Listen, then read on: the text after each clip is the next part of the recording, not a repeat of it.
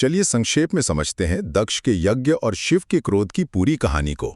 देखिए, ये सिर्फ एक पौराणिक कथा नहीं है, बल्कि ये कहानी है अहंकार, अपमान और ब्रह्मांड के संतुलन की। ये दिखाती है कि जब सत्ता धर्म से ऊपर हो जाए तो अंजाम क्या होता है। तो सबसे पहली बात, अहंकार का टकराव।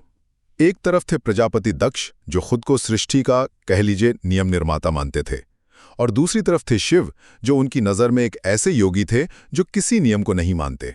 अब हुआ ये कि दक्ष की बेटी सती ने उनकी मर्जी के खिलाफ शिव से शादी कर ली। बस दक्ष ने इसे अपना खुला अपमान समझा और एक बहुत बड़े यज्ञ में जानबूझकर शिव और सती दोनों को ही नहीं बुलाया। दूसरा, अपमान की पराकाष्ठा। सती बिना बुलाए अपने पिता के यज्ञ में पहुंच गईं, जहां दक्ष ने शिव के लिए बहुत ही कटु अपशब्द कहे। अब ये अपमान सिर्फ उनके पति का नहीं, एक नारी का भी था, और इसे न सह पाने की वजह से सती ने योगा अग्नि में अपने शरीर का त्याग कर दिया।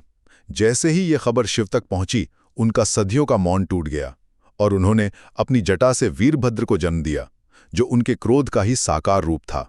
और फाइनली अहंकार का विनाश। वीरभद्र ने दक्ष के यज्ञ को पूरी तरह ध्वस्त कर दिया और उनका सिर काट दिया।